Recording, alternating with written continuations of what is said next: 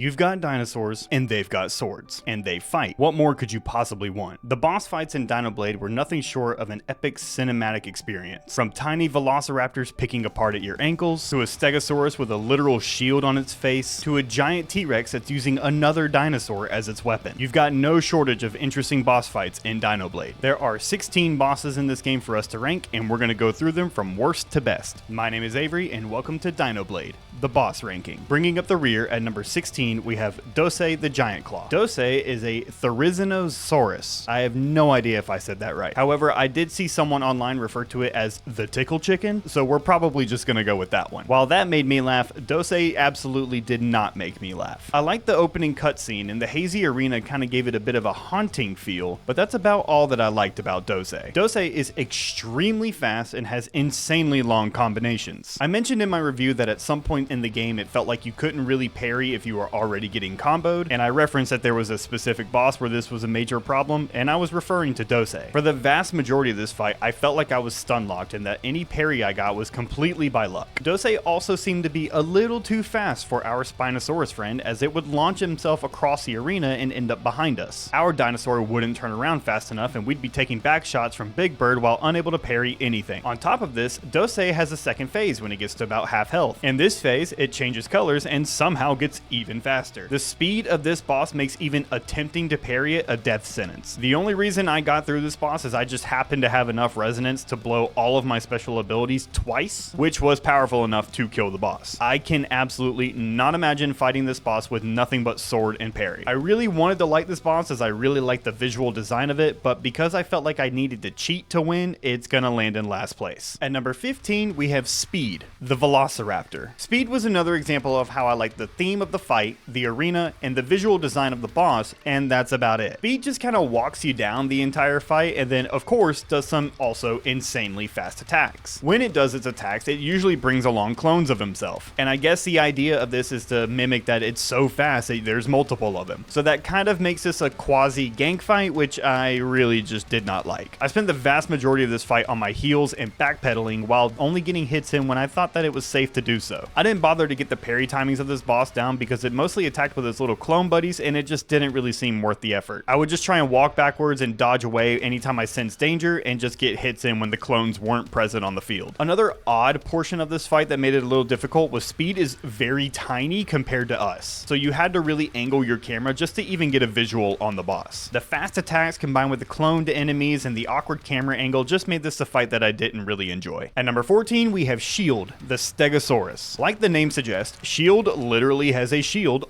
on his head. This shield mitigates a lot of the damage that Shield takes. Shield really doesn't have that many moves though. He's going to use his tail quite often to hit you, while also sometimes trying to mimic a Beyblade and spin across the arena at you. While the shield can be sort of annoying, Shield does take a lot of damage if you're able to get around it. So I think that kind of balances out the annoyance of it. And I actually kind of like the uniqueness that it gave the boss. And it also kind of made me laugh just seeing a boss wearing a shield on its head. I appreciate the shield fight because it actually makes you earn the victory and learn how to get around its shield to actually do damage to the boss. And that makes me feel like I earned the victory more than just sword and parry. At number 13, we have Horn, the Styracosaurus. Not to be mistaken for the Triceratops, which I did in my playthrough. And Horn surely packs a punch. Horn has an extremely long flail type weapon that's attached to its, well, horn. Horn is going to throw its weapon at you and retract it like it's a yo-yo while also doing very wide-range spinning attacks. And for whatever reason, I had the most impossible time learning how to dodge and parry these moves. Horn's arena is extremely large, which is pretty fitting for how wide his swings are. With this, you're going to feel kind of inclined to use the entire arena to your advantage. However, do be aware that there are normal enemies just outside of the arena that will aggro into the fight with you. I ended up losing one of my attempts because one other T-Rex buddy decided that it was his turn to fight. Overall, I love the idea of this fight. Attaching a flail type weapon to a boss's horn is just such a cool idea, and I'm really glad that they went with it. And while I did like Horn a lot, it ranks this low just because of how I like the other bosses a little bit more. At number 12, we have Mokusei the Titan. Mokusei is a Brachiosaurus and is going to be the second main boss that you fight in the game. Being a Brachiosaurus, Mokusei is going to be one of the largest, if not the largest boss that you fight in the game. This was a good and fun fight, but honestly, it kind of just felt like it took forever. By this point in the game, my damage really was not great at all, and so that's probably on me, but I also do feel like Mokusei's health might have been a little overtuned. On top of that, most of Mokusei's attacks are the red unguardable abilities that you have to either perfect parry or dodge away from. And I know it's on me, and I really should have just gone and grinded more for some more damage, but I decided to just drudge through it. Other than how long this fight took, I really enjoyed the other aspects of it. Firstly, I had no idea that a Brachiosaurus could move like that. This big beast is going to move a lot more and a lot faster than you think he will. I also really liked how its weapon of choice was just a giant tree that it had in its mouth. The constant spilling of blood out of his mouth too was also a cool touch. And my favorite thing about this fight was its earthquake ability. It was just really cool to have one of the biggest bosses in the game actually do an earthquake. And I just thought it visually looked awesome. But do be wary about that earthquake because you need to get back a lot further than you think you do. At number 11, we have Tank, the Ankylosaurus. And what a weird little fight this was. Tank is just a little dude with a mace in its mouth and a mace for a tail that's just gonna do the sonic roll around the arena, hit some acrobats, and do some combos on you. Now, Tank is a little bit lower to the ground than any boss we've fought thus far, but not too much like Speed, so the camera angle wasn't that bad in this fight. And you would think with his name being Tank that he would be a little bit more defensive and you'd be going into a long-winded fight, and that's what I expected as well, so I was pleasantly surprised to see how aggressive this little f***er was. It just made for a very fun and fast-paced fight with him zipping around the arena and doing some somersaulting combos on you. At number 10, we have Kira the Exile. Kira is a Carnotaurus and it's the first boss that you'll fight in the game. As someone who takes pride in being at least somewhat decent at Souls-like games and parry-focused games, I honestly thought I was going to roll right through the first boss of this game. And yeah, that didn't happen. Kira did a great job at showing me what exactly I was in for in this game. And while I did only die to Kira twice, those 2 attempts were not even close to competitive. I truly had to lean forward and get my gamer posture going on for that boss. Because it's a tutorial boss, its moves aren't super complex. But I do think it's a great tutorial boss in that it really shows you what the game has in store for you. At number 9, we have Axe, the Tyrannosaurus. Like the name suggests, Axe is going to be fighting you with an axe. Axe is only the second boss in the game, so it's not too terribly difficult, but like all other bosses in this game, if you don't respect the boss, it's going to kill you pretty quickly. Axe is a pretty slow boss, but he is constantly walking you down. And it also likes to take advantage of my favorite move, the jumping R2 spam. Axe is also going to be your introduction to the red unguardable attacks. You can parry these attacks, but you can't block them, so your timing really needs to be on point. I really had a fun time fighting Axe, and learning his move timings was very satisfying, especially his jumping spinning attacks, because that man loved to jump. At number 8, we have Stick,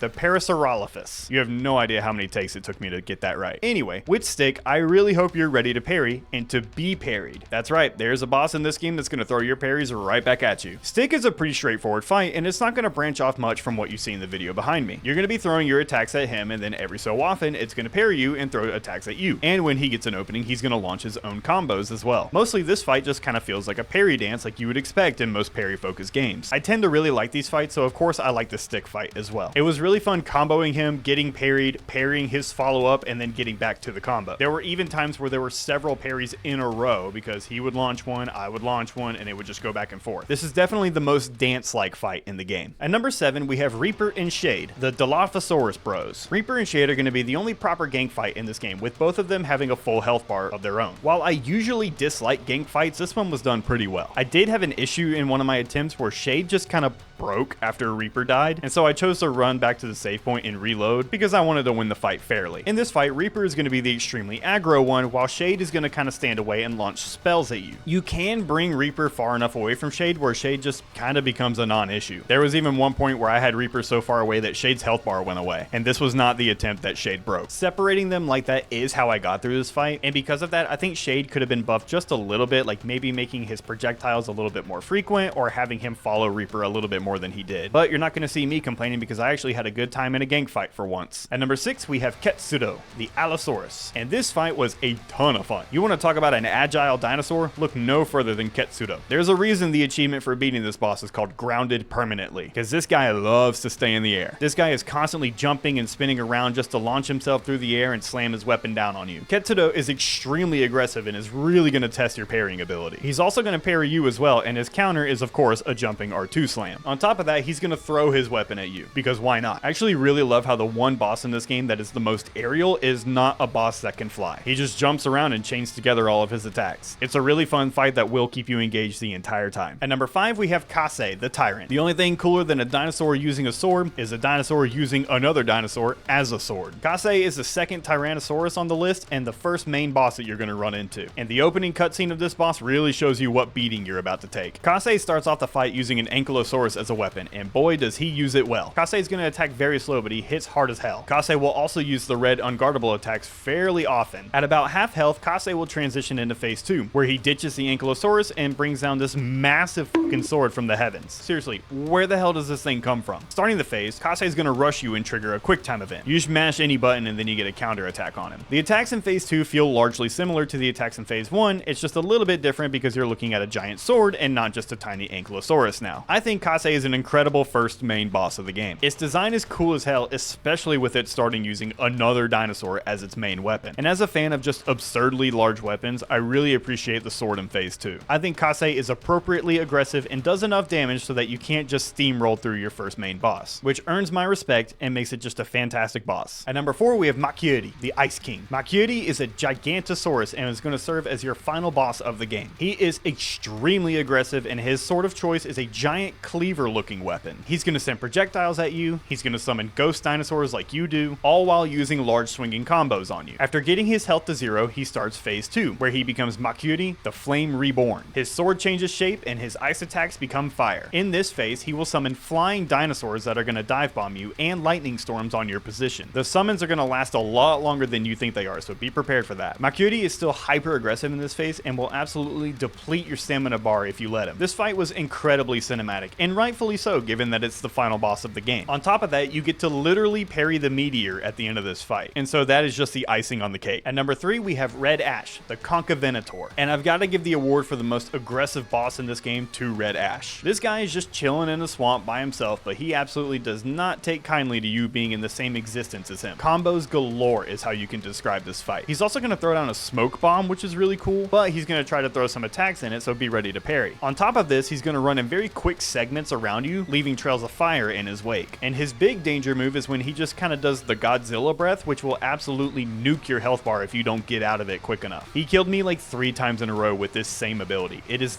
that fast. At about half health, Red Ash is going to light himself on fire and somehow get more aggressive than he already is. Learning how to get at least some parries on this fight was a ton of fun, albeit very difficult. Not once did I ever feel comfortable fighting him, which is something that I appreciate. With how fast he is and how often he just zips around the arena just to drop big attacks on you, I was never really able to get the timing of the attacks down. I also really like the addition of the smoke bomb and the Godzilla breath to this fight. It gave it just a little bit more character than some of the other boss fights in the game. And lastly, his visual design was really cool as well. Well deserving of a top 3 spot. At number 2, we have Haku, the Gigantosaurus. While not an overly complex boss fight as it's pretty early in the game, it served as a very big skill check for me. Haku beat my ass on stream for about 30 minutes straight. Even as a mini boss, it took me far more attempts on Haku, the mini boss, than it did on Kase, the main boss. My one disappointment in this fight was I thought we would be able to get his weapon upon beating him. At this point in the game, I didn't realize that the only weapons we were ever going to use was a sword, and Haku is using a giant hammer. And because of my time playing Monster Hunter, I love a good hammer. So not getting that hammer upon beating Haku was kind of a disappointment. I really enjoyed learning Haku's timings and his combos and which moves would be best to parry, which ones would be best to dodge, etc. Haku was also the first boss in the game that I noticed a slight audio cue on when it was about to do an attack, and this could be used to help you dodge or parry, which I thought was cool. Lastly, the ice effects on Haku's moves were really cool to me as well. He's pretty aggressive and a fun time to fight, and we always love early game skill checks. And lastly, at number 1, we have Akai Suki, the Blood Moon. Akai is the dark Spinosaurus that is guiding us on our journey throughout the entire game. I kind of figured he'd be a boss at some point in the game, and I honestly thought he was going to be the final boss of the game. But he ended up being the penultimate boss, while his brother, Machiuri, ended up being the final boss. Akai is extremely aggressive, and his timings can be pretty difficult to learn around, as he's constantly jumping and flipping and spinning around. He's also going to send projectiles, which pose a major threat as well. Akai is also the first boss in the game that's got an entire second health bar. When his health reaches 0, he transitions to phase 2, where he actually morphs into this humanoid looking thing, which kind of just reminds me of the Yaksha King from Black Myth Wukong. It was a little strange at first fighting a humanoid enemy after fighting literally only dinosaurs for the entire game, but it did end up growing on me. Where his first phase is hyper aggressive, he somehow turns it up to 11 upon reaching phase 2. This little fucker is really hard to keep up with, as he's constantly zipping around the arena and just peppering you with little hits here and there. During my victory attempt, I really just focused on staying alive and focusing on my special abilities when I was able to, as the special abilities usually did a little bit more damage. Originally, I really didn't like this fight having a second phase, but watching my footage back, I really think that this fight needed it. Not that Akai's first phase is bad by any means, but it just made it that much more of an epic experience having this phase 2. Plus, with it being a humanoid type enemy, it just added that extra flair. Overall, a fantastic fight and just another example on how the penultimate boss ranks higher on my list than the final boss does. us. Maybe one day we'll break this cycle. But how did you feel about the bosses in this game? Which one's your favorite? And which one's your least favorite? Let me know down in the comments. And while you're there, make sure you like and subscribe so you know when the next one's coming. Also, make sure you check us out on Twitch and TikTok where we stream these games. But as always, stay safe out there. Peace.